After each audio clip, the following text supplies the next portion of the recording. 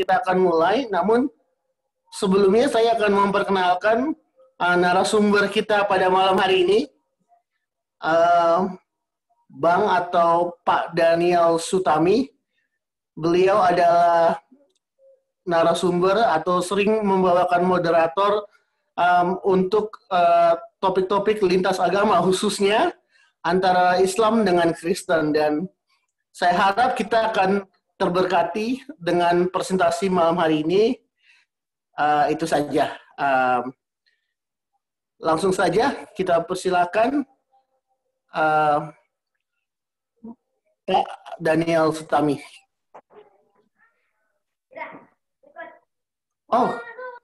Mungkin sebelumnya kita berdoa dulu. Mungkin Pak Daniel Sutami bisa pimpin kita dalam doa.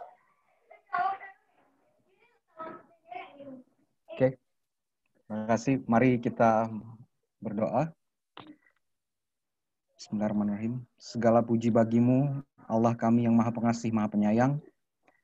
Pada malam hari ini, kami boleh berkumpul bersama-sama pada kesempatan yang baik untuk berbincang-bincang, berdiskusi, bertukar pikiran mengenai topik yang menarik tentang salah satu hamba-Mu, utusan-Mu, Yesus Kristus atau Isa Al-Masih. Biarlah apa yang kami akan diskusikan ini boleh membuat kami lebih mengenal Engkau, boleh membuat kami lebih mengenal satu sama lain, dan kami bisa hidup berdampingan dengan penuh cinta kasih terhadap sesama ya Tuhan. Terima kasih Tuhan, inilah doa kami pada hari ini. Kami berdoa dalam nama kalimat-Mu yang wujud, Isa Al-Masih. Amin, ya Rabbal Alamin.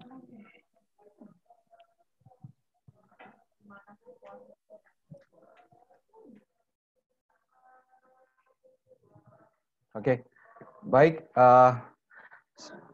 Assalamualaikum warahmatullahi wabarakatuh. Shalom.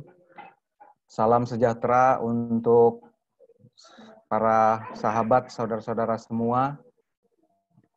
Di malam yang indah ini kita boleh berkumpul dan ya saya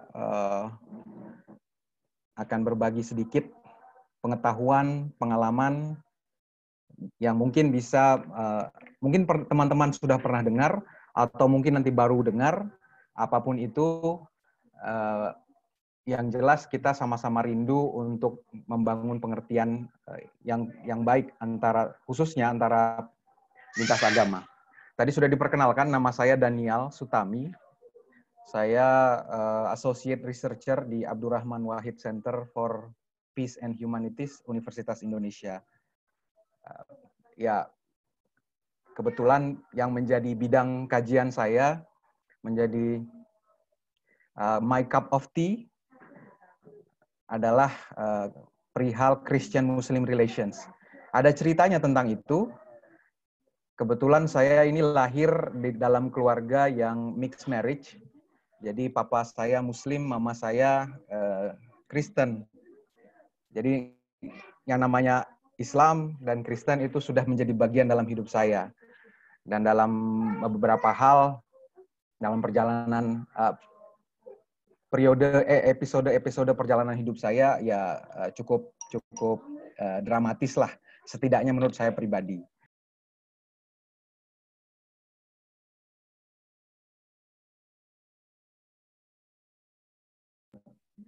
Yang ingin saya bagikan kepada saudara-saudara sekalian pada malam hari yang indah ini. Saya akan menampilkan sebentar slide saya.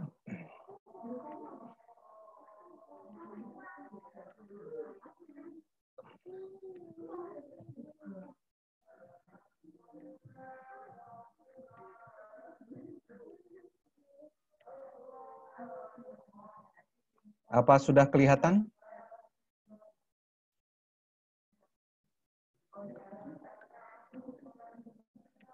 Sudah, Bang. Sudah ya.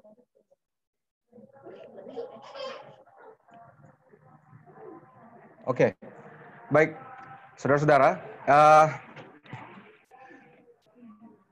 Dari pengalaman saya selama hidup saya kurang lebih ya beberapa dekade terakhir, kurang lebih tiga dekade, saya memperhatikan dinamika antara hubungan Islam dan Kristen.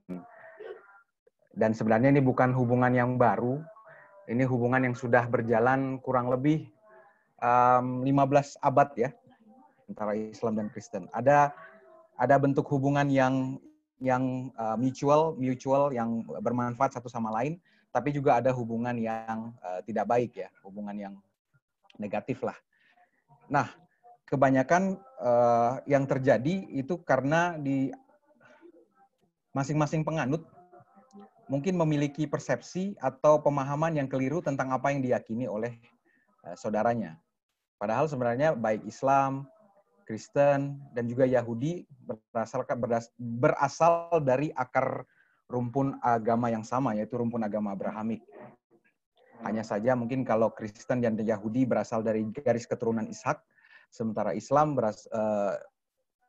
diberikan kepada garis keturunan Ismail. Setidaknya dari pemahaman saya. Ya. Nah, saya pernah baca satu buku, teman-teman. Jadi ada sebuah kisah, ini tentang seorang pastor Jesuit yang mengabdi melayani di sebuah daerah di India. Jadi ya itu menjadi panggilannya mungkin ya. Jadi dia banyak berinteraksi dengan orang-orang India yang notabene agamanya Hindu. Lalu satu kali dia bertemu dengan saudara Muslim, dengan seorang teman barunya, seorang Muslim. Dari perbincangan mereka, dia kemudian mendapatkan informasi bahwa oh, ternyata orang Islam itu tidak makan babi gitu kan. Nah, si pastor Jesuit ini di luar ya bukan mungkin karena minimnya pengetahuannya langsung bertanya, "Oh, berarti apakah Muslim menyembah babi?" katanya. Nah, ini sebuah respon yang datang dari mungkin respon yang tulus sebenarnya, tapi keliru. Kenapa? Karena dia memiliki pengetahuan yang minim tentang Islam. Oke, dia melihat Islam dengan kacamata pemahamannya tentang agama Hindu. Kenapa? Kalau di agama Hindu, orang Hindu itu tidak makan, terutama Hindu India ya, itu tidak bagi mereka sapi adalah binatang yang suci. Oleh karena itu mereka tidak makan sapi, tidak makan daging sapi. Jadi bagi mereka ketika seseorang tidak memakan binatang tertentu, artinya binatang itu disakralkan. Nah, kacamata yang sama dia gunakan untuk memahami Islam. Jadi ketika dia mengetahui bahwa orang Islam tidak makan babi, dia mengira orang Islam menyembah babi.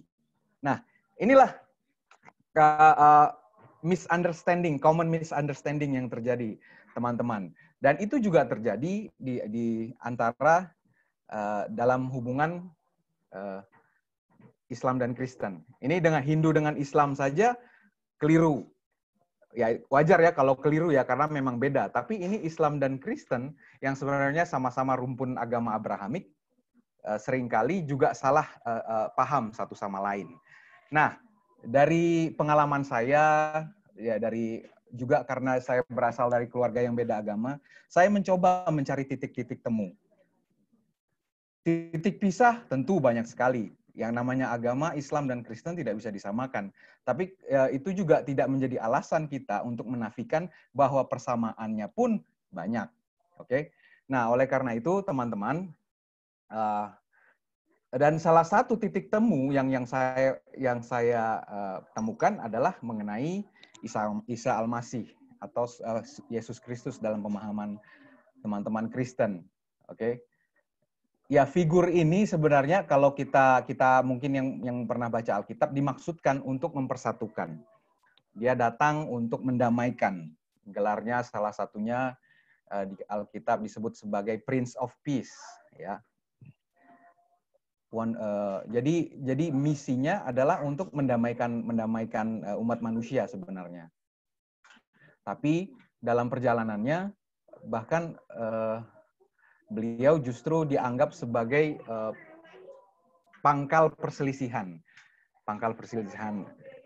bahkan di kalangan Kristen sendiri, walaupun sama-sama mereka menjunjung tinggi sosok Kristus, tapi toh mereka juga tidak bisa akur dalam hal mungkin teologi gitu ya.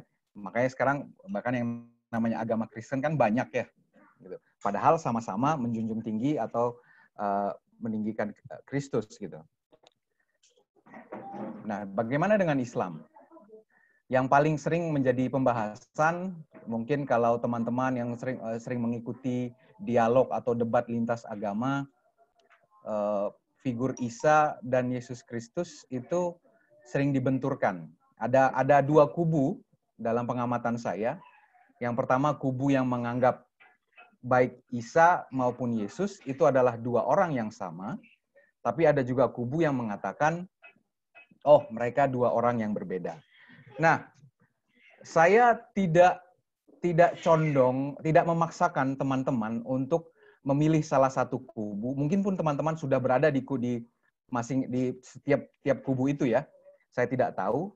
Nah, yang jelas apapun yang saya sajikan malam hari ini, keputusan teman-teman untuk saya tetap melihat mereka sebagai dua orang yang berbeda, atau saya melihat mereka sebagai orang yang sama, itu saya kembalikan kepada teman-teman sekalian. Jadi saya tidak ada niat untuk membuat saudara teman-teman untuk condong pada atau berganti kubu. Tidak ada. Ini murni adalah sharing, dan nanti mungkin kita bisa bahas lebih jauh di sesi tanya jawab.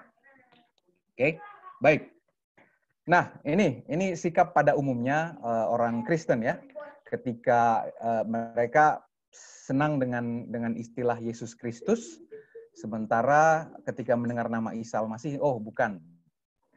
Padahal di saat yang sama, Isa Al-Masih itu adalah nama yang digunakan oleh teman-teman Muslim untuk merujuk pada figur Yesus itu. Ya. Jadi, ya saya bisa mahfum atau maklum dengan posisi teman-teman yang Kristen, karena mungkin ada beberapa hal yang mereka pahami dan menganggap itu adalah dua figur yang berbeda. Baik, nah ini sekilas mungkin rangkuman hal-hal yang mengenai Isa, hal-hal positif, hal-hal yang baik. Saya hanya sekilas aja perlihatkan. Lalu ini informasi ayat-ayat yang menyebutkan tentang Isa sebagai figur yang mungkin salah, yang berbeda dengan yang dipahami dalam keyakinan Kristen. Oke. Nah, teman-teman, bicara soal nama, memang istilah Yesus Kristus itu sebenarnya diterjemahkan langsung dari bahasa Greka, Yesus Kristos. Sementara kalau dalam bahasa Ibraninya itu adalah Yehoshua Hamashiach. Ketika bergeser ke bahasa Aramaik menjadi Yeshua Mashiach. Nah, kalau dari segi bahasa mungkin nama Isa dalam bahasa Arab itu memang tidak punya makna. Sementara kalau dalam bahasa Ibrani, Yehoshua itu artinya Tuhan menyelamatkan. Okay. Nah, kalau saya secara pribadi sih melihat ini hanya sebagai pergeseran, karena kan kembali ini adalah rumpun agama yang sama, rumpun bahasa. Aramaik, Ibrani, dan Arab itu mirip-mirip. Dan dari beberapa literatur yang saya baca, memang ketika nama Ibrani kemudian diadaptasi ke dalam bahasa Arab, misalnya kayak Ismail itu kalau dalam bahasa Ibrani tulisannya Yishmael. Tapi ketika diadopsi ke dalam diadaptasi ke dalam bahasa, diserap ke dalam bahasa Arab, dia disebutnya jadi Ismail. Juga Yisrael jadi Israel. Dan Yitzhak menjadi Ishak. Nah, seperti itulah. Jadi kurang lebih sebenarnya dari segi bahasa, segi nama, Yeshua atau Yeshua ketika diadopsi ke dalam bahasa Arab, itu menjadinya Ishua atau Isha. Jadi saya bukan ahli bahasa, tapi saya secara dalam pemahaman awam saya melihatnya seperti itu. Oke. Tapi nanti kita akan bahas. Nah, ini di sini saya tampilkan beberapa nama Isa dalam Alkitab yang diterjemahkan ke dalam bahasa di mana komunitas atau umat Islamnya banyak di situ, mayoritas lah. Di Turki disebutnya Isa, di Arab Yashua. Jadi Alkitab bahasa Arab menyebutnya Yasua. Lalu dalam bahasa Farsi Isa, ya saudara-saudara bisa lihat di Thailand Selatan disebutnya Isa Mesih. Di Malaysia karena dilarang menggunakan sepertinya kalau saya tidak salah tidak boleh, jadinya mereka menggunakan Yesus Kristus, dan di Indonesia Isa Al-Masih untuk terjemahan yang seperti terjemahan Sheila Bair. Nah, dari bacaan saya pertama kali Alkitab diterjemahkan ke dalam bahasa Melayu, itu term yang digunakan justru term-term atau istilah-istilah atau nama-nama yang familiar buat kaum Muslim ya. Jadi awalnya Abraham itu Ibrahim, lalu Yohanes itu Yahya, dan banyak lagi. Jadi semuanya benar-benar familiar buat umat Islam. Namun terjemahan itu kemudian jadi kurang populer di sekitar tahun 60 atau 70-an, di mana kemudian ada semacam penyeragaman yang dilakukan oleh pihak Kristen, dalam hal ini Katolik, mengajak untuk bahasa Alkitab dibuat jadi seperti sekarang ini. Jadi Isa Al-Masih dibuatlah jadi Yesus Kristus dan seterusnya. Jadi di sini ada perubahan lah dalam hal terjemahan. Nah, itu dari sisi nama. Jadi dari sisi nama, saya melihat sebenarnya keduanya adalah baik Isa Al-Masih maupun Yesus Kristus sebenarnya bukan dua figur yang berbeda ya. Nah, dari sini kemudian saya ingin mengajak saudara-saudara untuk melihat karakteristik atau karakteristik lah ya dari figur yang namanya Isa Al-Masih atau Yesus Kristus itu, yang membuat dia khas atau unik dan membedakan dia dari orang-orang pada umumnya. Oke, yang pertama, baik yang namanya Yesus Kristus berdasarkan Alkitab itu lahir dari seorang perawan. Jadi ini adalah sebuah mukjizat, sebuah keajaiban di mana seorang bayi bisa lahir tanpa ada campur tangan sel sperma. Ya, jadi bisa langsung muncul dalam kandungan karena ada roh Tuhan di dalam, ditiupkan ke dalam rahimnya. Nah, kualitas seperti ini, kriteria seperti ini, teman-teman, saya pikir tidak semua orang miliki ya. Jadi ini benar-benar khas yang membedakan figur ini. Nah, kita lihat kalau dalam ya ceritanya pasti banyaklah dalam Alkitab pasti disebutkan. Saya mengutip Lukas 1 ayat 34 saja. Kata Maria kepada malaikat itu, bagaimana hal itu mungkin terjadi? Karena aku belum bersuami. Ya, jadi ini kan pertanyaan datang dari seorang perawan yang tiba-tiba didatangi malaikat dan berkata bahwa kamu akan punya anak gitu. Padahal ya dia bilang, oh hal itu kan nggak mungkin, saya kan belum kawin gitu. Nah, dalam Quran ayat ini direkam juga punya tone yang serupa, terekam dalam Maryam 19 ayat 20. Bismillahirrahmanirrahim. Qalat anna yakunu li gulamun walam yamsasni basyarun walam aku baghiya, katanya. Dia berkata, Maryam berkata, bagaimana mungkin aku mempunyai anak laki-laki padahal tidak pernah ada seorang laki-laki pun yang menyentuhku dan aku bukan seorang pezina. Nah, ini juga respon yang datang dari yang serupa ya tadi. Hal itu mustahil karena saya belum menikah dan saya juga bukan seorang orang yang sembarangan tidur dengan laki-laki manapun gitu.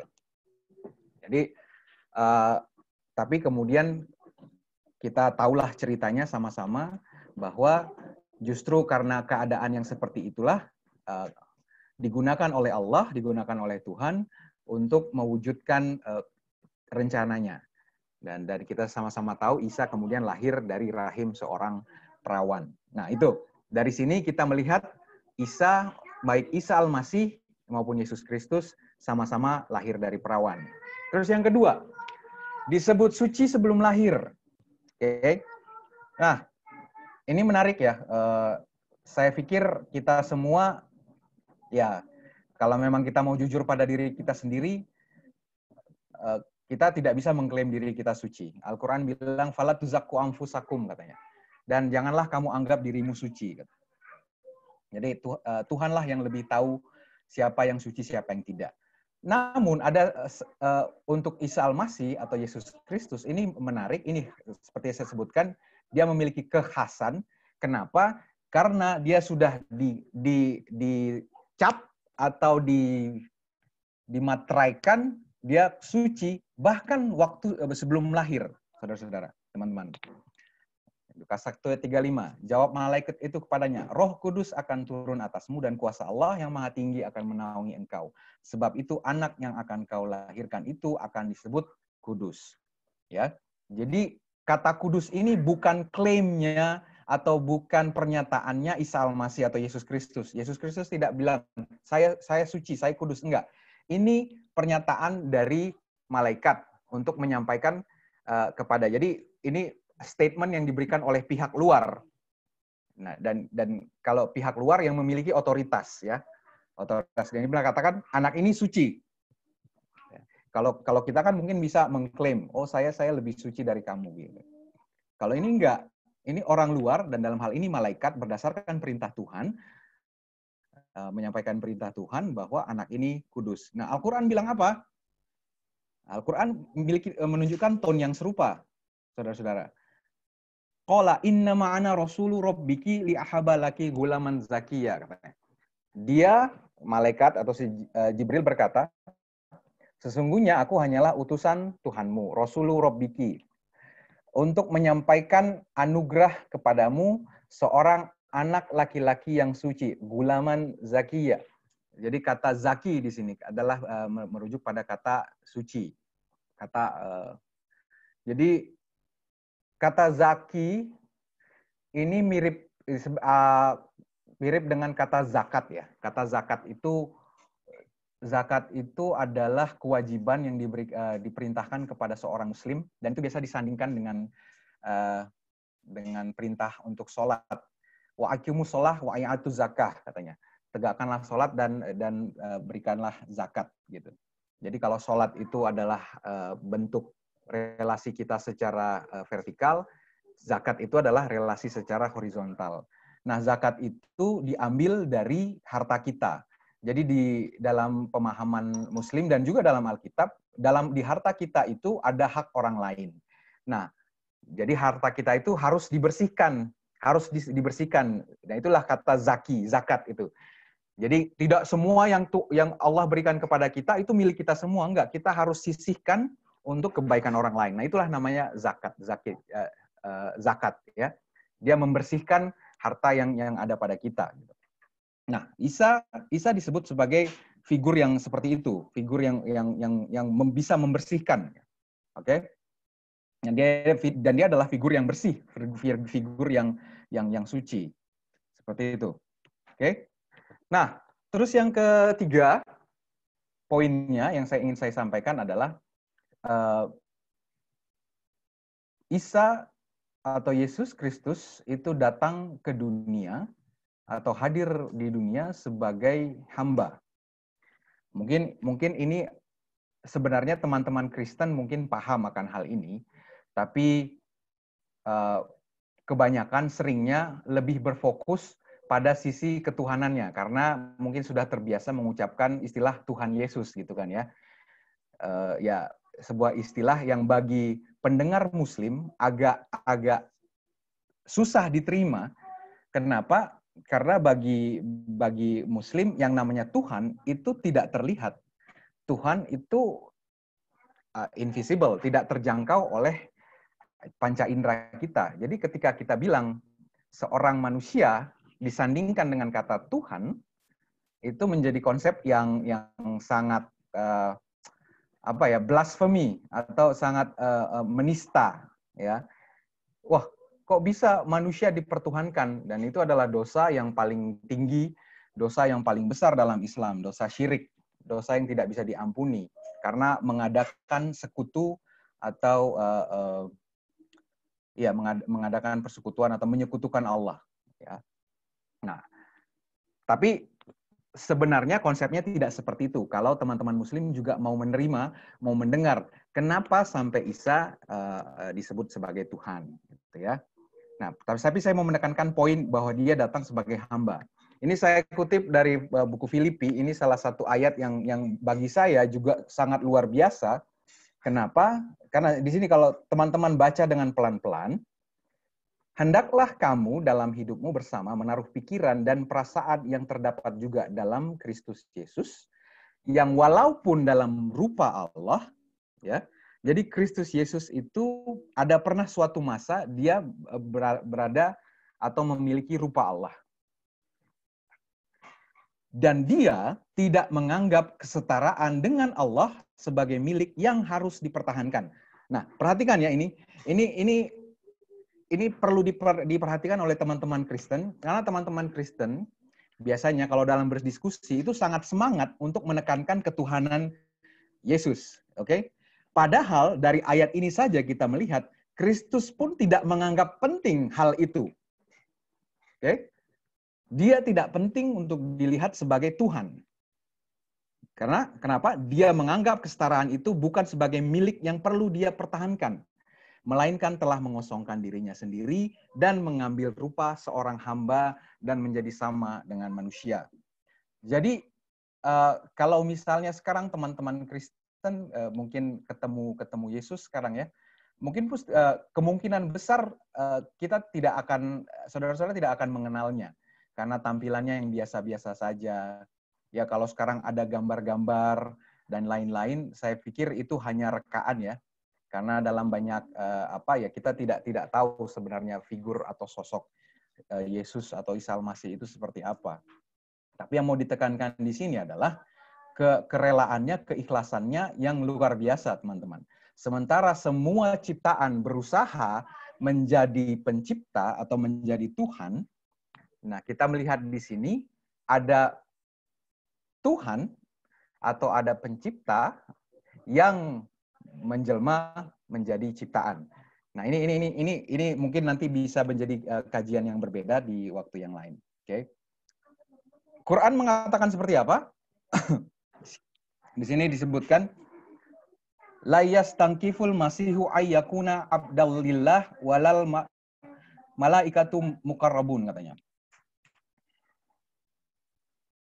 Oke, Al-Masih sama sekali tidak enggan menjadi hamba Allah. Nah, di sini kalau pernyataannya seperti ini, teman-teman, kalau kita simak baik-baik, ketika dibilang Al-Masih sama sekali tidak enggan menjadi hamba Allah, artinya posisi beliau sebelumnya itu bukan hamba, ya.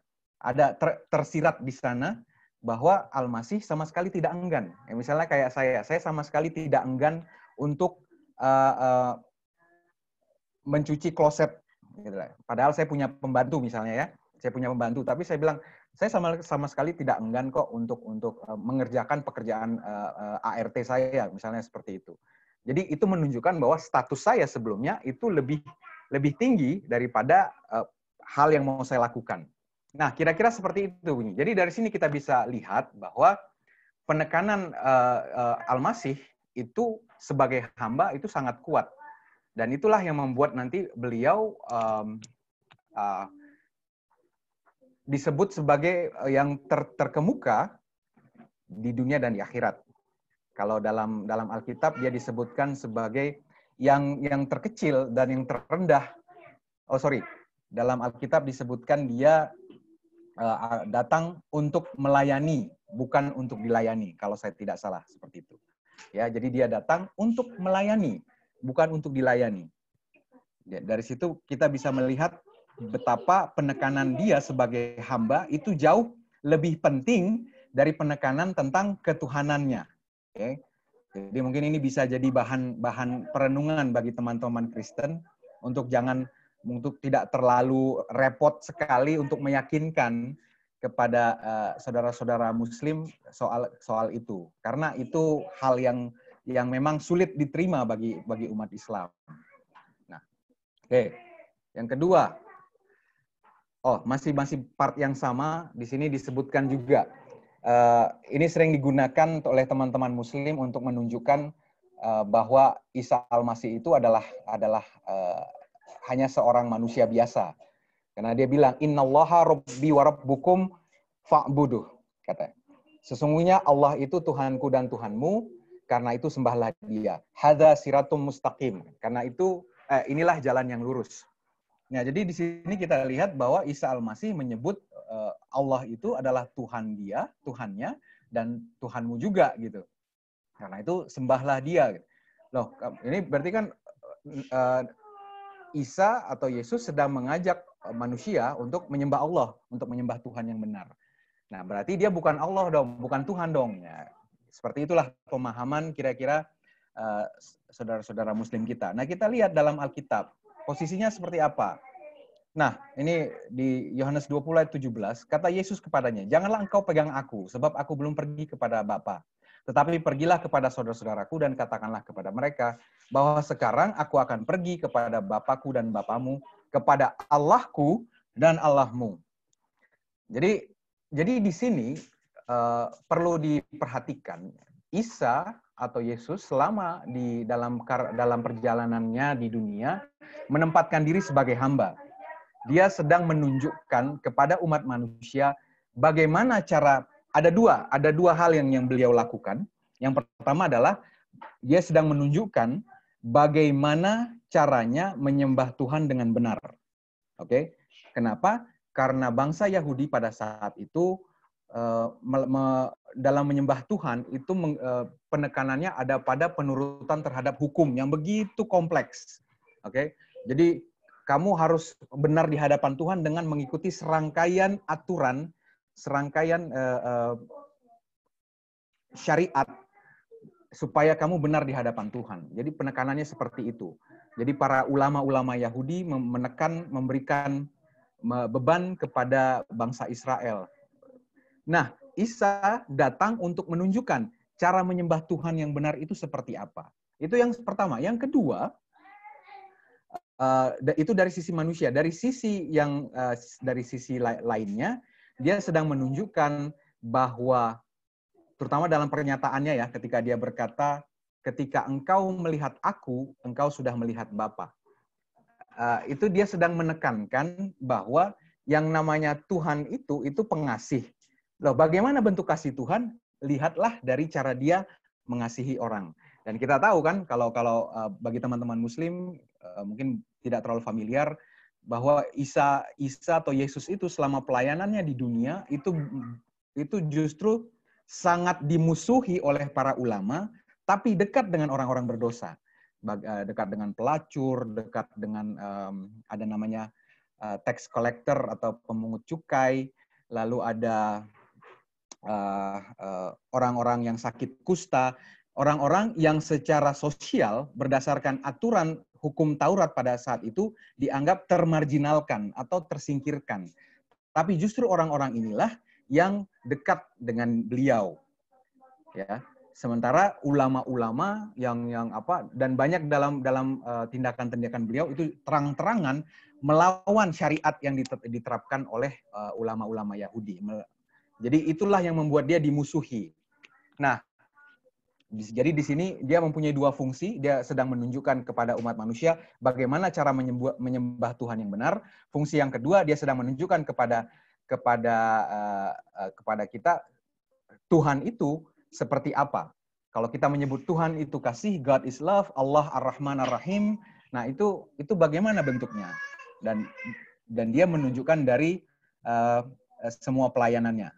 Okay. Nah, Nabi dan Rasul. Jadi bagi umat Islam, teman-teman Muslim, Isa itu pangkatnya mentok di Nabi dan Rasul.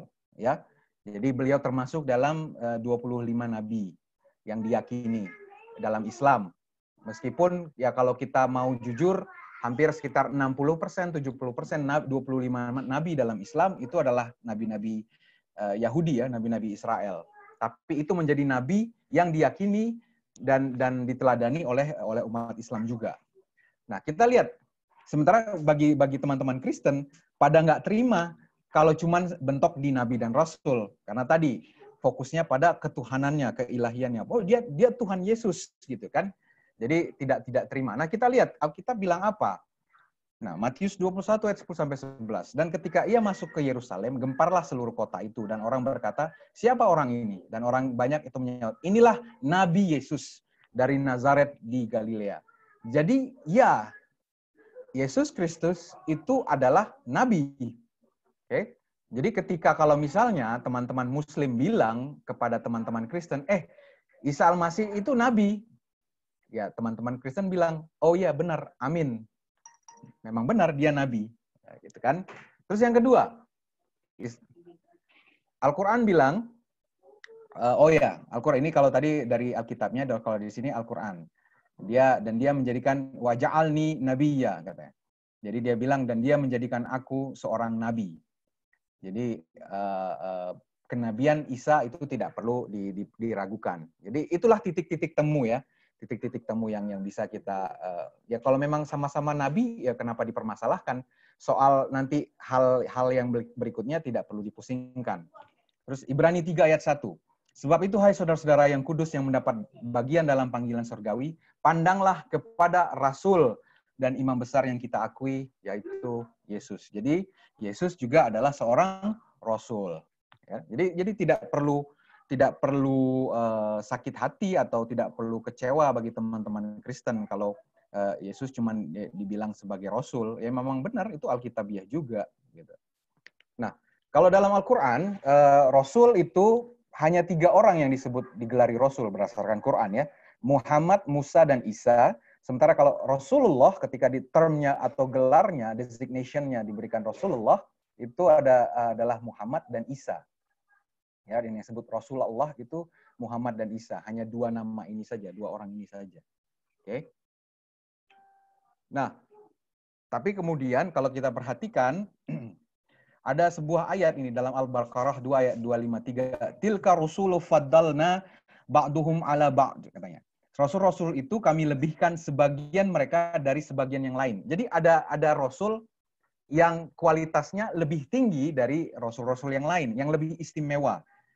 Nah, ya, di antara mereka ada yang langsung Allah berfirman dengannya, dan yang sebagian lagi ada yang ditinggikannya beberapa derajat. Jadi ada yang Allah langsung temui, ada melalui mujizat. Nah, khusus Isa putra Maryam di sini disebutkan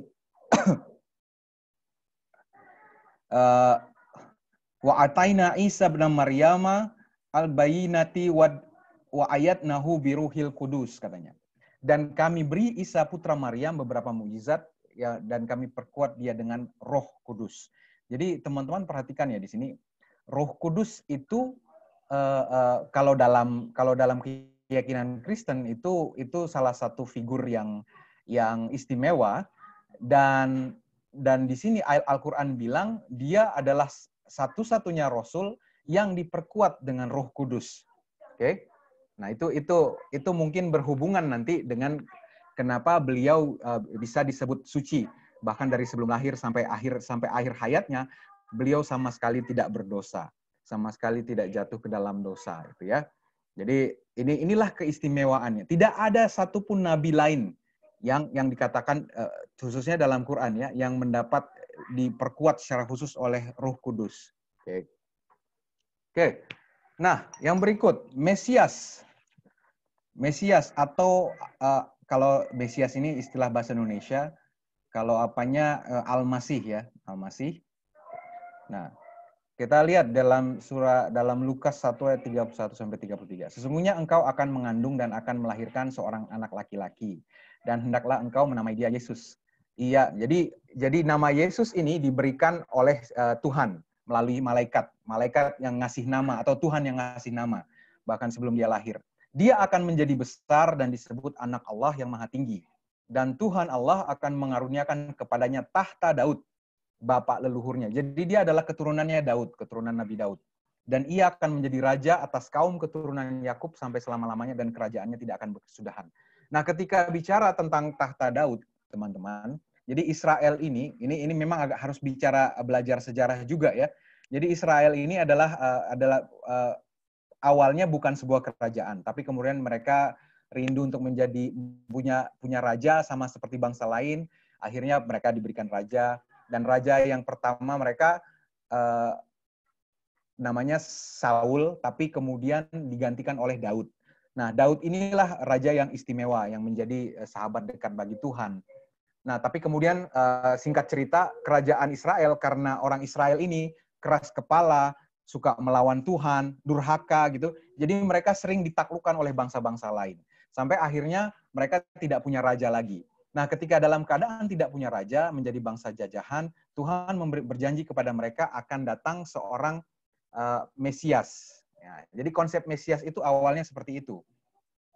Ya, walaupun bisa ditrace kembali ke awal sampai Adam, tapi saya mau menekankan kata Mesias itu, Al-Masih itu penekanannya pada figur seorang raja yang dinantikan oleh bangsa Israel. Jadi ini awalnya eksklusif, sepertinya kelihatannya eksklusif bagi orang Yahudi saja.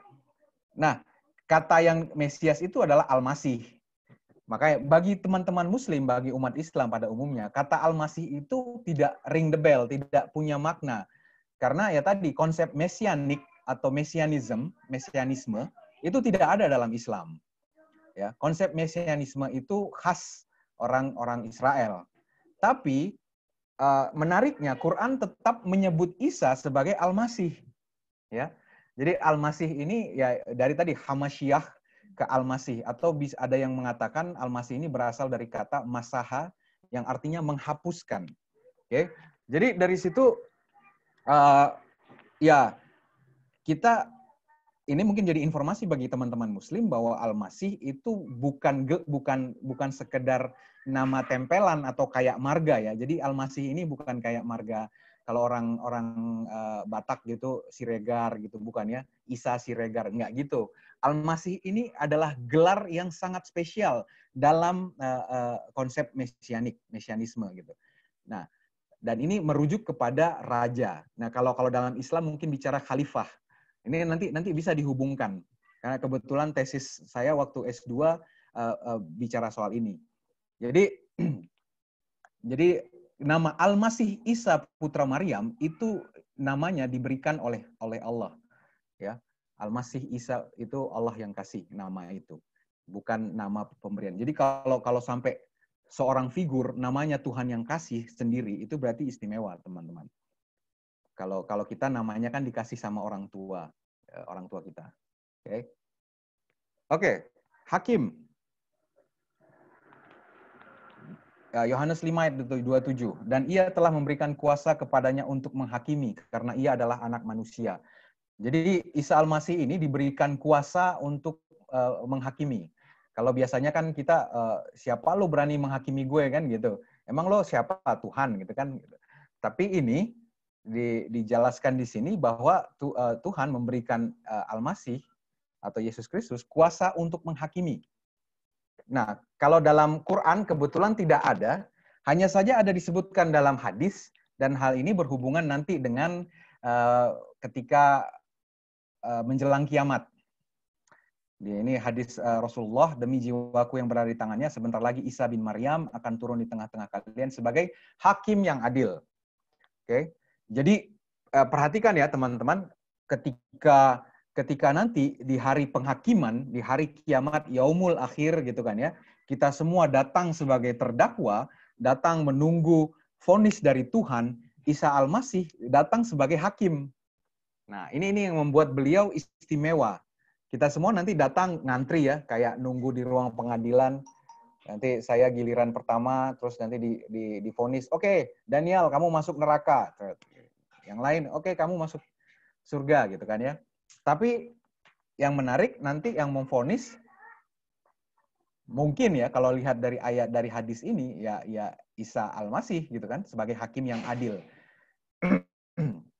Dan menarik karena kalau dalam Al-Qur'an dalam surat At-Tin dibilang Alaihissallahu bi ahkamil hakimin. Hanya Allah lah hakim yang paling adil. Nah, jadi hakim sifat adil itu adalah sifat Tuhan. Hanya Tuhan yang adil. Kalau kita pertimbangan hakim, manusia sebagai hakim itu sering berat sebelah. Ada kepentingan, kalau disogok sedikit bisa keliru gitu ya. Tapi ini disebutkan Isa adalah hakim yang adil. Oke? Jadi Isa memiliki keadilan Allah. dalam menjalankan fungsinya sebagai hakim. Nah, ini kan istimewa nih. Jadi inilah yang membuat figur beliau istimewa.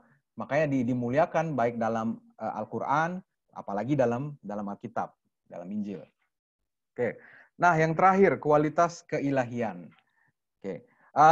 Jadi buat teman-teman Kristen ini kan yang terutama yang dari kecil Kristen ya. Dari kecil Kristen itu sudah lazim diajarin ya, dinyanyi Tuhan Yesus. Pokoknya dari kecil tuh udah dikasih tahu kalau Yesus itu Tuhan gitu ya. Nah, teman-teman perlu juga untuk sadar bahwa hal itu berbeda dengan teman-teman Muslim. Teman-teman Muslim tidak dibesarkan dengan pemahaman seperti itu, bahwa ada manusia yang dituhankan. Itu konsep yang sama sekali tidak pernah diajarkan dalam Islam. Sementara kalau teman-teman sudah diajarin itu dari kecil. Jadi teman-teman Kristen yang dari kecil sudah Kristen, menerima Yesus sebagai Tuhan, itu udah take for granted gitu loh. Itu warisan. You never question that gitu loh. Tidak pernah ada pergumulan untuk menerima itu. Beda dengan teman-teman Muslim. Teman-teman Muslim itu melalui sebuah proses yang berbeda. Kalau nanti kemudian ada teman-teman Muslim yang mengerti soal itu namanya hidayah. Itu namanya petunjuk. Jadi hormatilah proses itu. Jangan hanya karena teman-teman Kristen sudah paham itu dari kecil, dan nggak pernah mengalami pergulatan rohani soal itu, tidak pernah question itu gitu kan ya. Teman-teman dengan biasanya kemudian dengan begitu semangatnya menyerang teman-teman Muslim karena tidak meyakini soal ketuhanan Isa gitu. Nah, ini yang saya ingin ajak kita untuk lebih berempatilah kepada sesama, untuk lebih mengerti. Oh iya, dia kan memang bukan memahami apa yang saya pahami gitu. Gitulah. Ya. Jadi ada tidak dipungkiri dalam Quran ada kualitas-kualitas keilahian. Saya menyebutnya kualitas keilahian. Kalau mungkin teman-teman yang lain, mungkin teman-teman Kristen bilang, oh inilah bukti bahwa Isa itu Tuhan. Ya, kalau mau buru-buru ya bisa saja. Tapi saya tidak mau memaksakan itu, tapi saya hanya ingin menunjukkan. Ada kualitas-kualitas ilahi dalam diri Isa Al-Masih yang itu ceritanya termaktub, tertulis, tercatat dalam Quran. Ya, oke. Jadi dalam Quran itu yang namanya Allah itu salah satu namanya adalah Al-Khaliq. Jadi kalau dalam surat Al-A'raf ayat 54 di situ dikatakan bahwa hak mencipta itu hanyalah milik Allah. Jadi selain Allah itu nggak bisa mencipta. Karena kuasa mencipta itulah yang membedakan pencipta dengan ciptaan. Khalik dengan makhluk itu dibedakan oleh kuasa penciptaan, creative power. Nah, dalam Al-Hajj ayat 73 disebutkan, walaupun seluruh orang, seluruh ciptaan bersatu padu mencoba menciptakan seekor lalat, itu tidak akan sanggup. Ya, jadi kita semua orang-orang pintar di seluruh dunia ini, katanya bersatu padu, coba buat aja seekor lalat out of nothing, gitu kan ya. Lalat, kalau misalnya lalat robot mungkin udah banyak, tapi benar-benar buat lalat seperti lalat yang alamiah sudah ada, itu tidak akan bisa. Nah, terus yang kedua, ada kriteria Tuhan. Hanya Tuhan yang memiliki ilmu tentang hari kiamat. Oke, ini nanti teman-teman bisa dibaca di Al-A'raf ayat 187 dan surat 33 ayat 63 kalau tidak salah. Ya. Nah, sementara nanti kita lihat dalam surat Ali Imran 49 dan Al-Maidah 110, di situ disebutkan bahwa Isa menciptakan seekor burung dari tanah liat. Oke. Kata di situ yang digunakan kalau teman-teman ani akhluku. Yang digunakan adalah akhluku ya. Itu akhluku itu kata dasarnya khalaq, yaitu tadi berhubungan dengan khalik gitu ya. Nah, kalau dalam bahasa Ibrani, teman-teman, kayak misalnya di Kejadian 1 ayat 1, Bereshit bara Elohim et hashamayim wa et haaretz. Jadi pada mulanya Tuhan Elohim menciptakan. Bereshit bara Elohim. Kata bara, kata kerja bara, ini subjeknya hanya bisa Tuhan. Oke? Jadi kata bara ini, kata mencipta ini tidak bisa subjeknya ciptaan. Hanya Elohim, hanya Tuhan saja. Jadi kata ini eksklusif. Nah, saya melihat, mungkin saya keliru, saya pemahaman bahasa Arabnya belum terlalu dalam. Kata khalaq ini, karena tadi merujuk pada nama Al-Khaliq, sang pencipta, berarti kerja penciptaan itu sebenarnya subjeknya hanya Tuhan yang bisa. Tapi di sini kita melihat Isa bisa mencipta burung. Memang nanti kemudian ada di ujungnya biiznillah, seizin Allah. Tapi sebenarnya itu bisa kita diskusikan. Kenapa? Karena tanpa kata, karena ini kan kejadiannya sudah terjadi.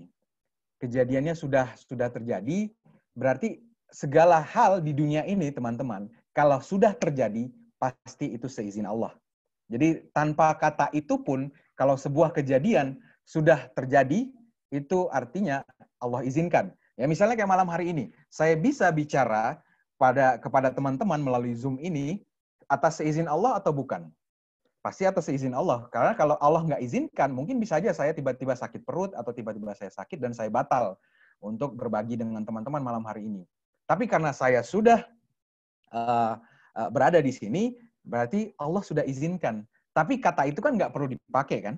Saya nggak bisa bilang, oke, atas izin Allah, saya sekarang bisa bicara, atas izin Allah, saya kemudian menjelaskan ini, atas izin Allah. Jadi segala hal, bahkan rambut jatuh saja, berapa helai, itu Allah tahu. Dan itu pasti jatuh karena Allah izinkan. Allah tidak mungkin kecolongan. Ya. Jadi, nah berarti ini yang kemudian menunjukkan Isa punya kualitas keilahian yang membuat dia unik, membuat dia spesial. Terus yang kedua, Az-Zukhruf ayat 61. Kalau tadi dibilang ilmu tentang hari kiamat itu hanya Allah yang punya. Ya, bahkan Rasulullah juga berkata, ya inna ilmuha inda rabbi katanya. Sesungguhnya ilmu tentang hari kiamat itu ada pada Tuhanku katanya. Tapi di Az-Zukhruf 61 disebutkan, innahu la ilmu lis-sa'ati fala tamtaruna biha hatta fattabi'uni hadza siratul mustaqim. Sesungguhnya ilmu tentang hari kiamat, sesungguhnya Isa, kalau tadi di dalam bahasa Arabnya tidak disebutkan nama Isa, tapi kalau kita lihat konteks di ayat sebelumnya, itu bicara tentang Isa. Di situ disebutkan, innahu la ilmu lis-sa'ati. Sesungguhnya pengetahuan tentang sesungguhnya Isa memberikan pengetahuan tentang hari kiamat. Oleh karena itu, janganlah kamu ragu-ragu, dan ikutilah aku, inilah jalan yang lurus. Jadi di situ disebutkan bahwa Isa memberikan pengetahuan, memberikan ilmu. Sementara ketika Rasulullah ditanya ilmu tentang hari kiamat itu gimana? Oh, aku nggak tahu, itu ilmunya ada pada sisi Allah. Tapi Isa diberikan ilmu itu. Dan kita baik Islam maupun Kristen sama-sama meyakini salah satu tanda kiamat adalah datangnya Isa. Jadi oleh karena itu, kalau kita memang benar-benar menjadi orang-orang yang percaya dengan hari kiamat, percaya bahwa dunia ini akan berakhir, percaya bahwa kita semua akan menghadapi pengadilan Allah, tentu kita ingin mencari informasi, mencari ilmu, mencari pengetahuan. Nah, di sini informasi yang diberikan dalam Quran disebutkan adalah dapat kita peroleh dari figur Isa Al-Masih. Oke. Ya, di sini kalau kita perhatikan peristiwa Isa menciptakan burung dari tanah liat itu sebagai pengingat, teman-teman, ketika Tuhan pertama kali menciptakan Adam. Yang pertama, unsur yang digunakan adalah tanah liat. Jadi Allah dulu menciptakan Adam dengan mengambil tanah liat, kemudian dia membentuk manusia dengan sempurna, utuh, lalu kemudian dia hembuskan nafasnya dan lalu patung manusia itu hidup. Nah, Isa melakukan hal yang sama. Ketika dia membuat seekor burung, dia buat burung dengan sempurna. Ya, kalau teman-teman, ya saya nggak tahu ya, Isa, dari sini aja saya melihat beliau pasti punya keahlian memahat yang luar biasa. Kita mungkin kalau bagi teman-teman yang pernah ngerjain tanah liat, kita nggak usah deh buat burung dari tanah liat. Gambar burung aja kita nggak bener gitu ya. Nah, ini sementara Isa buat burung dari tanah liat dengan sempurna, lalu dia breathe into it. Di sini bisa dilihat ya. And it becomes a bird by God's leave, dengan seizin Allah. Jadi jadi luar biasa. Isa sudah membuat burung, dan burung itu dia hidupkan dengan cara menghembuskan nafasnya. Itu proses yang sama yang mengingatkan kita ketika Tuhan menciptakan Adam pertama kali. Dan dia menghembuskan nafasnya. Jadi di sini kita melihat Isa punya kualitas keilahian, teman-teman. Oke. Nah, ini reminder of Judgment Day, tadi saya sudah jelaskan. Oke. Sudah. Mungkin itu yang bisa saya sampaikan. Jadi apakah Isa Al-Masih itu sama dengan Yesus Kristus? Saya serahkan kepada masing-masing orang untuk menentukan, untuk memilih. Kita bebas, we are, apa istilahnya?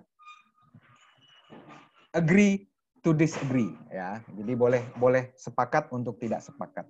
Jadi seperti itu. Demikian yang bisa saya sampaikan. Kurang lebihnya saya mohon maaf. Semoga ini bisa menjadi pelajaran yang bermanfaat untuk kita semua. Assalamualaikum warahmatullahi wabarakatuh.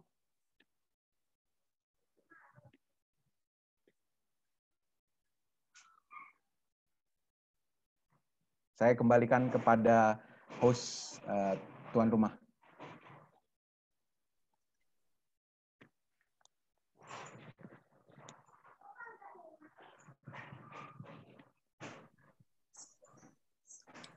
Oke, terima kasih Pak Daniel untuk sharing yang luar biasa. Sekarang kita masuk ke sesi pertanyaan ya. Ada beberapa pertanyaan nih yang sudah yang sudah kami terima nih di admin. Mungkin sebentar ya, saya bacakan dulu. Oke. Pertanyaan yang pertama. Oke. Pertanyaan pertama, kalau Muslim menganggap Isa Al-Masih atau Yesus itu bukan Tuhan, bukan Tuhan Allah, tetapi Nabi atau hamba, lalu siapa yang dapat menyelamatkan orang Muslim dan masuk surga? Kedua, apa perbedaan Nabi Muhammad dengan Yesus, sehingga saudara Muslim lebih mengikuti Nabi Muhammad daripada Yesus yang dalam Quran saja dijelaskan sebagai anak yang suci, yang berasal dari Allah melalui roh suci hadir dalam rahim perawan. Apakah Nabi Muhammad itu juga suci? Oke. Kedengaran nggak? Ya, langsung dijawab? Iya, boleh dijawab.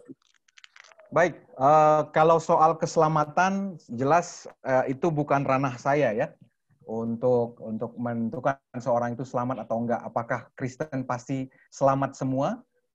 Wallahu alam. Apakah Muslim dalam pandangan Kristen pasti akan binasa semua? Saya juga tidak tahu.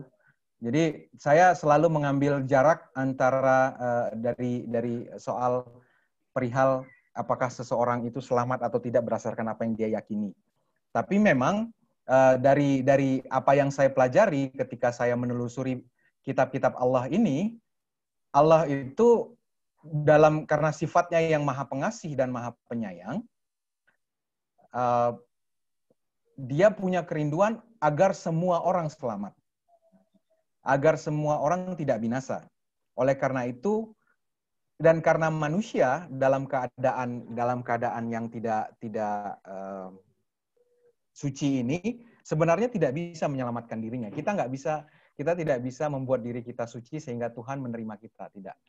Tuhan, dari yang saya pahami kemudian, bahwa ternyata Tuhanlah yang akan menentukan siapa yang suci, siapa yang bukan. Oke. Jadi kita tidak bisa mengklaim kesucian. Nah, rencana Allah itu untuk menyelamatkan manusia, itulah yang nanti di prosesnya. Jadi ada mekanisme, ada prosedur keselamatan yang Allah berikan, dan itu melibatkan Isa Al-Masih. Sehingga setiap orang yang percaya kepada Isa Al-Masih akan selamat dan tidak binasa. Nah, bagaimana Muslim kalau tidak percaya Isa Al-Masih? Uh, saya kembali, setiap orang akan, karena Allah itu maha adil ya. Allah itu maha adil, tentu dia akan menilai seseorang, dia punya pertimbangan yang melampaui pertimbangan kita, dan dia akan menilai seseorang berdasarkan apa yang dia lakukan, apa yang dia ketahui. Jadi berdasarkan pengetahuan yang dia miliki, kalau dia menghidupkan kehidupan yang baik, ya bisa jadi dia selamat.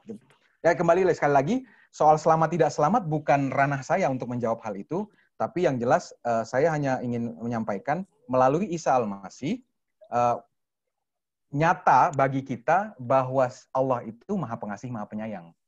Nah, ini mungkin nanti jadi bahasan yang berbeda lagi. Oke, jadi seperti itu. Kenapa lalu tadi jawab pertanyaan Rasulullah, kenapa umat Islam ikutnya Rasulullah bukan Isa Al-Masih? Ya, karena memang Islam diberikan, diwahyukan kepada Nabi Muhammad untuk meluruskan akidah atau keyakinan yang sudah keliru di masa Mekah waktu itu, di Mekah Jahiliyah. Jadi dia punya misi yang berbeda dan tidak perlu dibenturkan dengan Isa Al-Masih karena keduanya punya misi yang berbeda. Ya, Isa Al-Masih misinya adalah menyelamatkan umat manusia, sementara Rasulullah itu misinya adalah menyelamatkan garis keturunan Ismail ya, atau menjadi membawa petunjuk bagi umat manusia, karena agama pada masa itu juga sudah melenceng, kurang lebih seperti itu.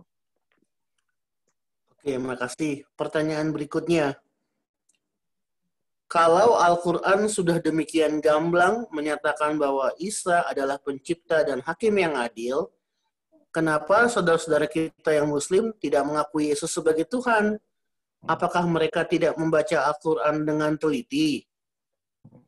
Ya, nah kembali saya sampaikan, ya ini bagi teman-teman Kristen tadi saya sudah sebutkan, kalian itu sudah menerima itu dengan mudah karena sudah didoktrin dalam tanda kutip ya dari kecil.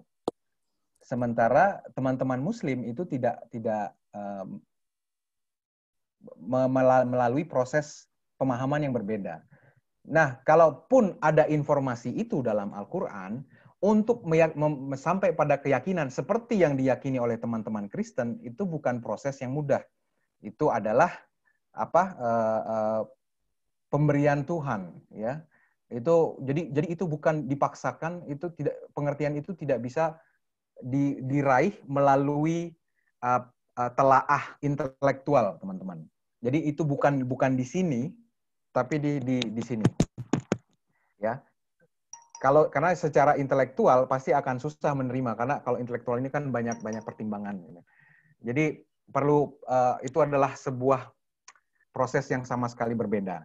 Jadi oleh karena itu bagi teman-teman Kristen saya himbau untuk tidak terlalu bersemangat langsung menyalah-nyalahin umat teman-teman Muslim karena lo nggak percaya Yesus itu Tuhan, lo binasa lo gitu. Nah, itu nggak Yesus banget sebenarnya, ya. Itu bukan Isa Al-Masih banget gaya seperti itu. Jadi makanya sesi malam hari ini salah satu tujuannya adalah supaya punya pemahaman yang berimbang, supaya nggak salah paham tadi. Jangan lihat keyakinan orang lain dari kacamata keyakinan kita, ya, supaya kita berempati lah, gitu loh. Begitu. Oke, terima kasih. Pertanyaan berikutnya. Menurut pembicara, bagaimana cara membaca Alkitab dengan Al-Quran? Apakah berbeda atau sama? Cara membaca Alkitab maksudnya? Cara baca apa nih? Dari sisi kalau cara membedah lah ya. Iya. Oke. Kalau dalam Islam membaca Quran itu biasanya dalam bahasa Arab. Itulah yang memiliki nilai ibadah, ya. Jadi mengaji dan mengkaji itu dua hal yang berbeda. Mengaji itu recite, kita melafalkan dengan membaca. Mengkaji itu study, ya. Kita menelaah.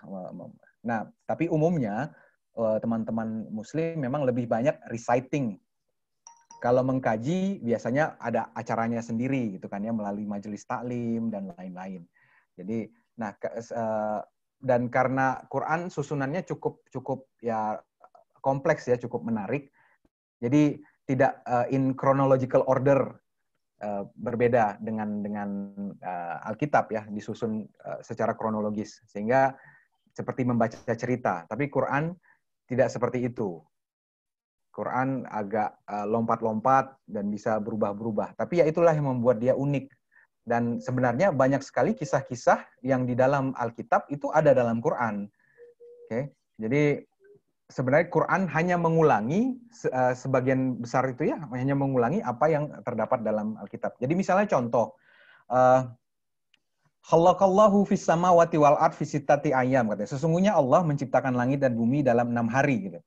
Nah, itu dalam Al-Qur'an hanya disebutkan seperti itu, menciptakan langit dan bumi dalam 6 hari. Tapi nggak ada rinciannya. Nah, kalau mau tahu rincian detailnya 6 hari itu apa saja yang diciptakan, kita harus merujuk ke kitab sebelumnya, ke dalam Alkitab. Dalam hal ini, dalam kitab Taurat, Kejadian 1.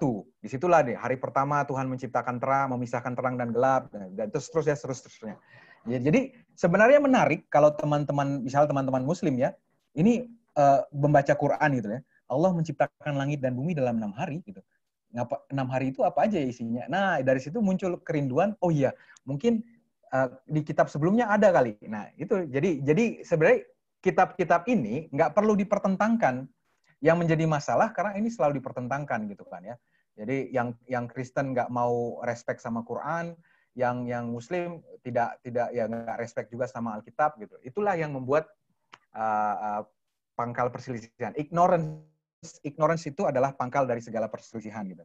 Jadi ya beda cara bacanya, tapi risalahnya, message-nya itu senada. Tapi memang harus membaca dengan pelan-pelan dan hati-hati. Begitu. Oke, terima kasih. Ini tadi mungkin sudah dijawab sih. Jadi saya skip pertanyaan berikutnya.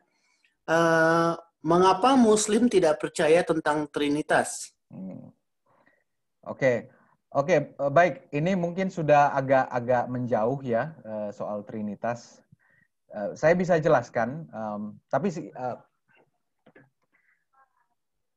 singkatnya begini.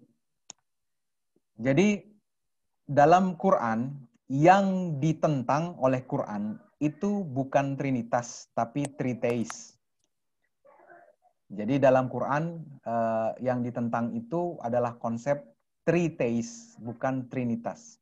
Nanti teman-teman bisa cari sendiri apa bedanya Trinitas dengan Triteis. Kalau Triteis itu 3 pisah-pisah, masing-masing punya kehendak sendiri, masing-masing punya maunya sendiri, sehingga saling berantem ya. Kita bisa lihatlah dalam kisah-kisah mitologi dewa-dewa di masa lalu ya. Ada dewa perang yang kerjanya menghancurkan, ada dewa mencipta, ada nanti dewa ini gitu kan. Nah, jadi punya tiga oknum yang beda-beda. Nah, kalau Trinitas itu memang 3, tapi mereka selalu satu dalam hakikat dan kerinduan dan lain-lain ya. Tapi ini kembali konsep yang agak advance. Tapi intinya yang ditentang oleh Quran itu adalah Triteis, dan oknumnya di situ adalah Allah, lalu Maria dan Yesus atau Isa. Jadi itu tiga tokoh atau 3 oknum yang ditentang. Sementara kalau dalam Trinitas Alkitabiah, tiga oknum yang dimaksud adalah Allah, firman Allah, dan roh Allah. Jadi yang namanya Allah, firman Allah, dan roh Allah itu sedari awal itu selalu satu. Ya. Nah, dan jelas ini berbeda. Kenapa kemudian, jadi sedari awal mereka ini selalu satu. Cuman kemudian yang membuat bingung, kenapa jadinya muncul pertanyaan Tuhan itu ada berapa? Karena salah satu dari 3 tadi, yaitu firman Allah atau kalimat Allah, atau dalam bahasa Alkitab logos, itu menjelma jadi manusia. Makanya dari situlah, terus muncul pertanyaan, emang loh kenapa Tuhan menjelma jadi manusia? Nah itulah tadi ceritanya yang mungkin bagi teman-teman Muslim mungkin agak susah. Tapi mungkin nggak Allah menjelma jadi manusia? Mungkin. Yang mustahil itu kalau manusia menjadi Allah. Itu yang mustahil. Nggak mungkin manusia menjadi Allah. Tapi kalau Allah menjadi manusia, itu sangat mungkin. Allah bisa jadi apapun, bisa menampakkan diri. Ketika kepada Musa, dia menampakkan diri sebagai api yang tidak membakar semak-semak. Kalau teman-teman baca di buku Taurat, bayangin api, tapi semak-semaknya nggak hangus gitu. Jadi itu salah satu manifestasi atau perwujudan penampakan Tuhan. Nah, itu dalam keyakinan umat Kristen tadi, salah satu dari tiga ini, Allah, firman Allah dan Roh Allah ini salah satunya turun jadi manusia. Makanya itulah kemudian kita bertanya, Tuhan itu tiga apa satu ya? Jadi yang namanya agama Abrahamik semuanya itu monoteis, ya, bukan triteis. Tapi dalam keyakinan Kristen itu sedikit agak dijabarkan, ada ceritanya. Tapi kembali sekali lagi, ini mungkin akan sulit diterima oleh teman-teman Muslim. Jadi terima saja dulu ini sebagai informasi. Nggak usah, jangan karena menerima informasi kemudian bilang salah atau saya nggak mau dengar, langsung takut beriman dan takut jadi apalah segala macam. Tidak perlu sikap yang seperti itu. Saya selalu kalau dalam diskusi saya mengajak kita, apa yang saya bagikan ini harusnya menjadi yang namanya kecerdasan beragama. Itu mengembangkan kita untuk beragama secara humanistik, ya. Jadi kita beragama, kita memahami apa yang kita yakini dan kita juga memahami apa yang orang lain yakini dan kita menghormati itu. Jadi yang diperlukan yang namanya religious literacy, ya. Inilah yang sedang saya lakukan melalui diskusi ini, teman-teman. Jadi begitu. Oke. Terima kasih, Pak Dani. Ini ada berikutnya. Historical Quran, apakah Quran itu firman Allah atau word of God seperti Alkitab juga? Nah. Ya. Saya memilih untuk tidak menjawab ini dulu, mungkin di skip dulu. Oke. Ya. Karena udah agak melenceng jauh. Udah agak melenceng. Oke, iya. Baiklah. Berikutnya, perihal Yesus membuat burung dari tanah liat dapat dibaca di mana di Alkitab? Saya coba browsing dan menemukan bahwa Injil menolak peristiwa tersebut. Apakah peristiwa itu bisa dipercaya? Ya, jadi memang itu yang menarik. Peristiwa tersebut tidak tercantum dalam Alkitab, tapi ada di beberapa tulisan-tulisan apokrifal memang. Ya, ini yang menarik. Ada tulisan-tulisan di luar Alkitab yang kanon. Tapi bagi saya itu nggak masalah. Kenapa? Karena kalau dalam Yohanes 21 kalau tidak salah ya, yang mengatakan masih banyak yang dilakukan oleh Isa, tapi tidak tercantum dalam buku tersebut. Gitu. Jadi ya saya menganggapnya peristiwa Isa menciptakan burung yang direkam oleh Quran itu adalah salah satu hal yang dilakukan Isa yang tidak dicatat dalam Injil. Toh itu pun sebuah hal yang baik. Itu bukan hal yang buruk kan ya. Bukan sebuah hal yang justru bermanfaat untuk menegaskan mengenai kualitas keilahian yang dimiliki oleh Isa. Jadi begitu. Kalau saya cara pandangnya sih begitu. Oke, berikutnya kalau begitu tadi mengenai Isa Masih ya. Kalau begitu, apakah ada titik terang bagi kita Muslim untuk menerima Isa Al-Masih sebagai Tuhan yang menyelamatkan tanpa harus dikatakan sebagai orang kafir atau murtad? Oh, insya Allah ada, pasti ada. Jadi jadi begini, menerima Isa itu beda dengan menjadi orang Kristen. Kalau sekarang kita mau pilih misalnya ya, saya mau jadi Kristen sekarang. Sekarang saya bingung mau milih Kristen yang mana yang benar ya? Sekarang ada banyak denominasi Kristen. Masing-masing merasa dirinya paling benar, toh.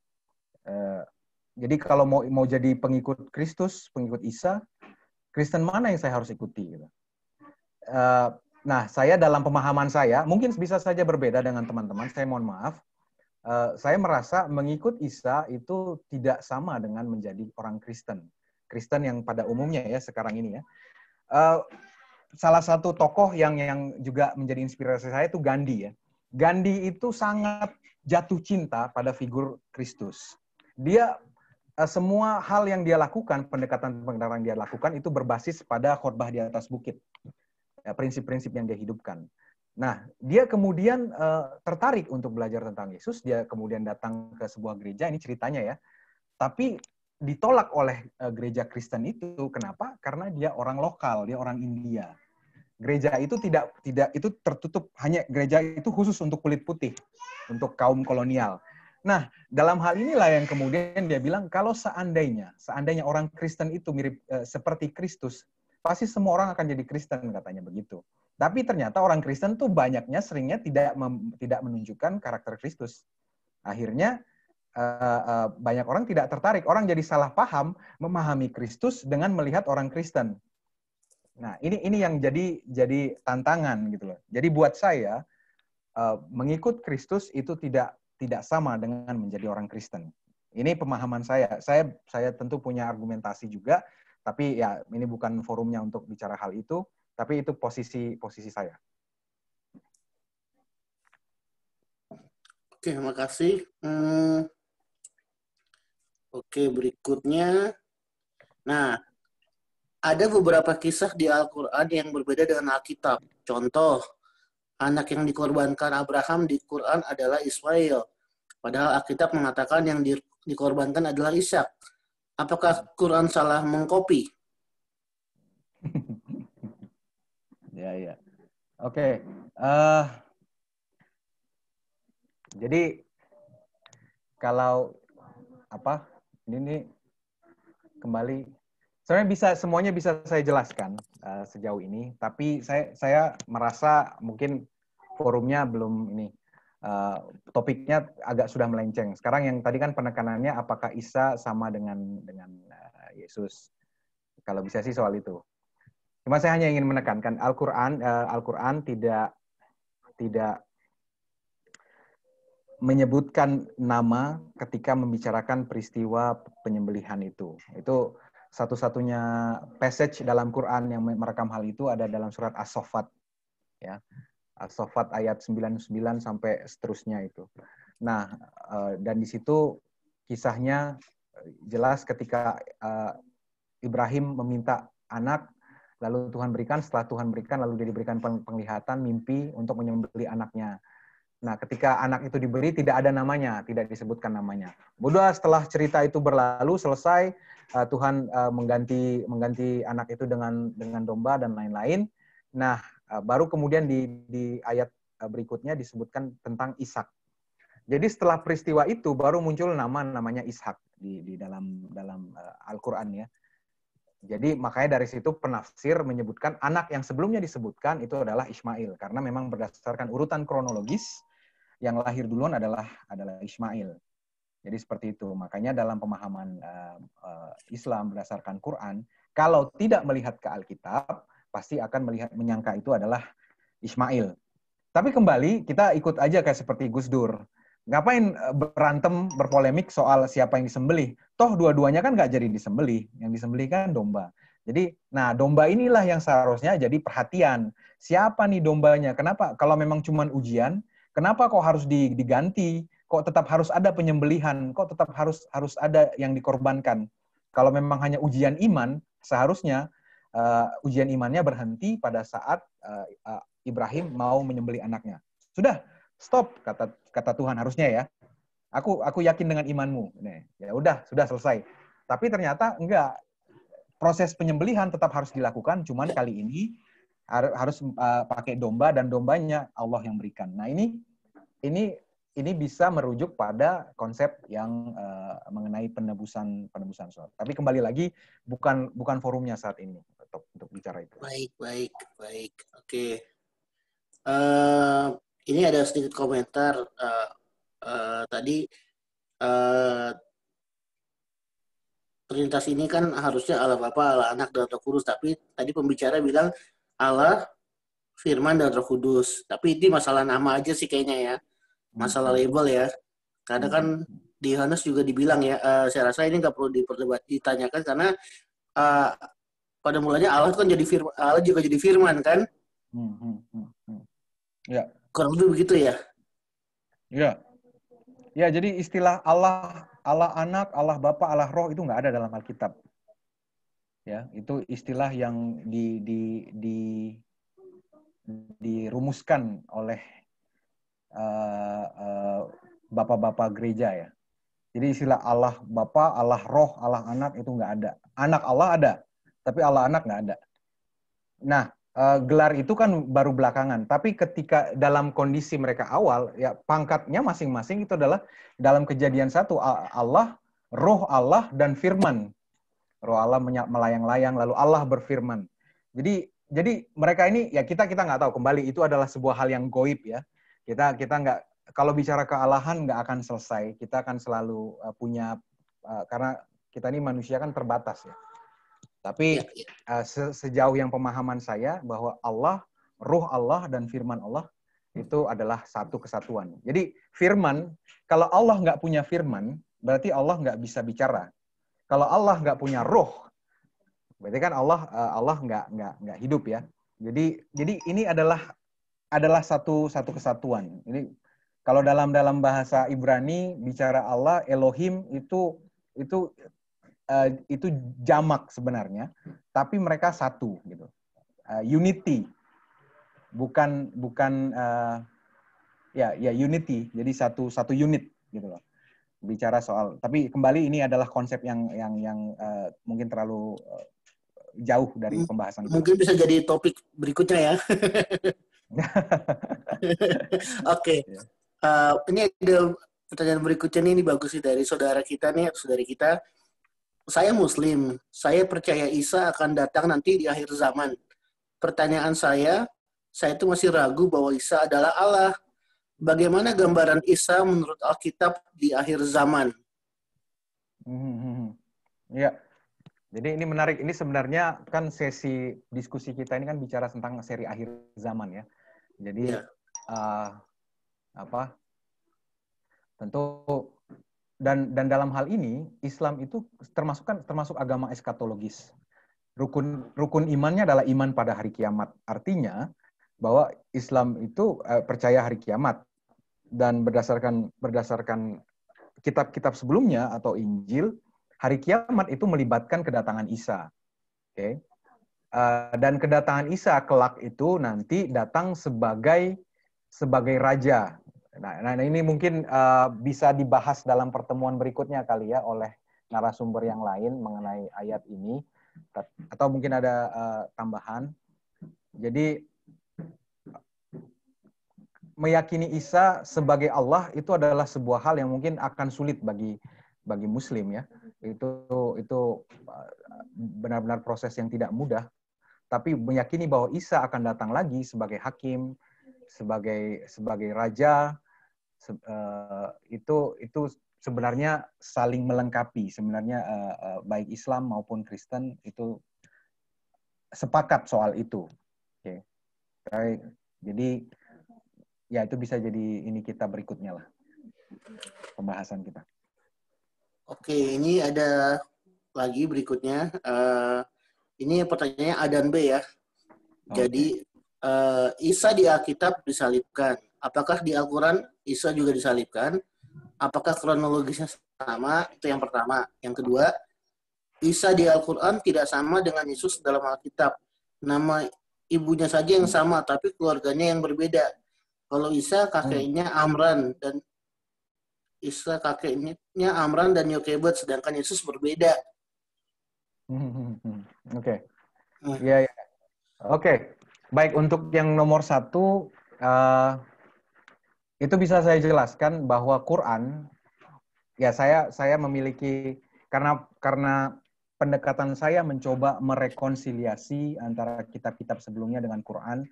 Nah, saya menemukan mungkin penafsiran atau pemaknaan yang berbeda tentang ayat-ayat mengenai Isa disalib atau tidak. Dan saya berkesimpulan bahwa ya Isa disalib juga berdasarkan Quran. Tapi untuk membahas itu bisa 1 jam sendiri. Jadi saya tidak akan membahas, tapi yang jelas saya pribadi memandang Quran pun mendukung soal kematian Isa. Itu satu. Yang kedua, ya itu ada sedikit perbincangan lah ya di situ mengenai nama-nama. Jadi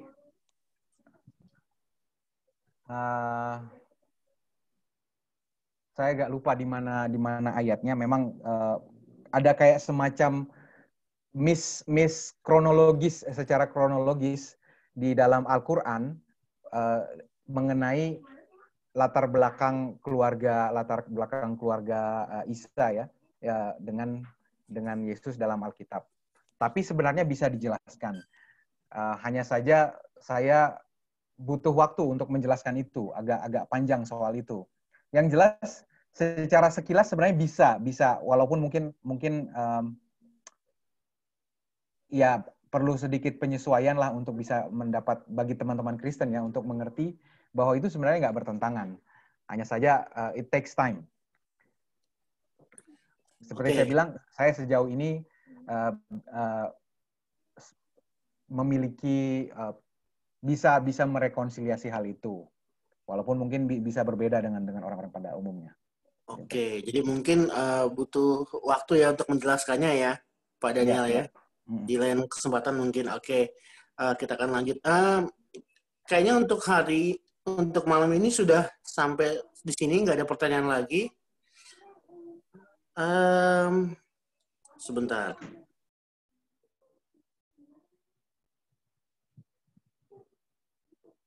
Oke, ya. Jadi mungkin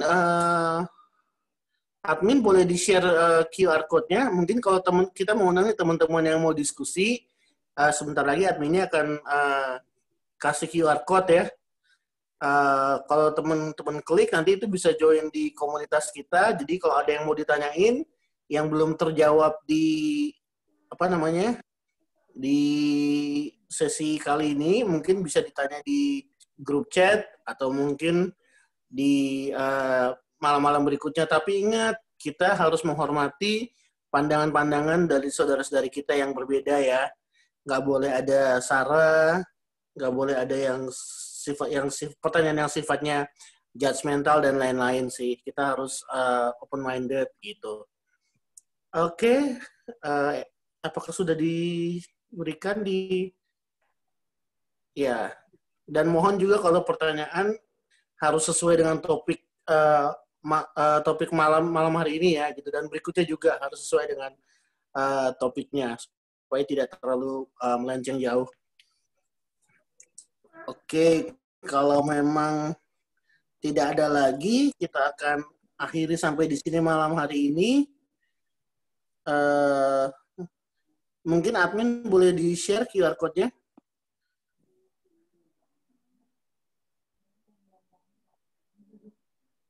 Oke, nanti kita akan share ya. Kalau memang tidak ada, kami ucapkan terima kasih kepada teman-teman yang sudah hadir. Dan mungkin kami mengingatkan, minggu depan ada lagi nih. Kita mau undang nih teman-teman, jangan bosan-bosan untuk ikut seri tentang nubuatan gitu. Nah, itu ada QR code-nya. Kalau teman-teman klik, scan nanti langsung otomatis masuk di grup WhatsApp dan kita bisa berdiskusi, tapi dengan sopan ya, dengan hormat, tanpa menjudge atau menghina orang-orang yang saudara kita yang berbeda pandangan sih. Itu aja. Mungkin ada closing statement dari Pak Daniel mengenai topik malam hari ini. Oh ya, ya mungkin bagi beberapa pendengar ya baru pertama kali ini mendengarkan atau sudah pernah mendengar atau mungkin punya pandangan yang berbeda.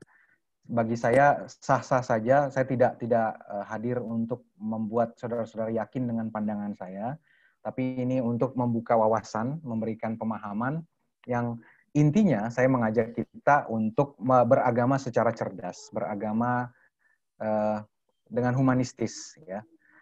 Bahwa apa yang kita yakini meskipun berbeda dengan yang keyakinan orang lain, itu tidak lantas memberikan kita hak untuk mengatakan orang lain tidak selamat. Karena keselamatan itu adalah hak prerogatif Allah sendiri. Nah, jadi bagaimana kita menghidupkan keimanan kita, ya lakukanlah yang terbaik, ya kan? Amal soleh, gitu kan ya, berbuat baik dan lain-lain. Tunjukkan iman saudara dari perbuatan saudara. Mungkin itu closing. Mohon maaf kurang lebihnya. Semoga Allah menyertai kita semua. Oke, terima kasih Pak Daniel.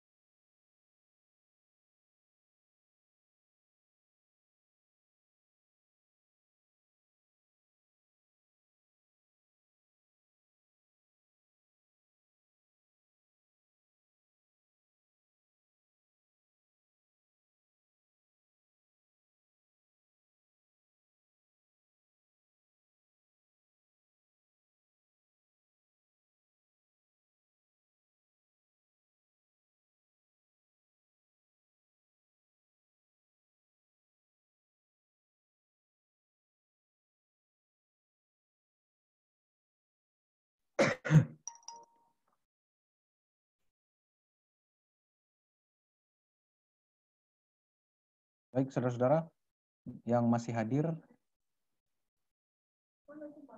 tadi sepertinya ada masalah dengan host. Mungkin untuk mengakhiri, ada baiknya kita kembali berdoa agar pertemuan ini boleh menjadi pertemuan yang diberkahi.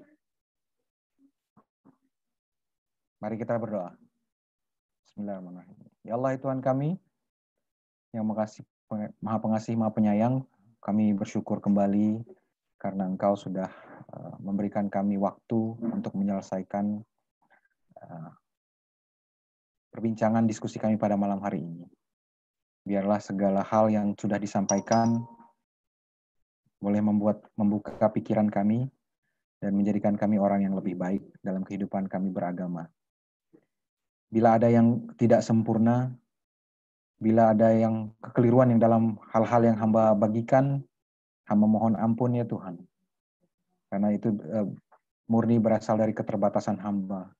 Apa yang hamba sampaikan adalah bagian dari pengalaman dan apa yang hamba pahami.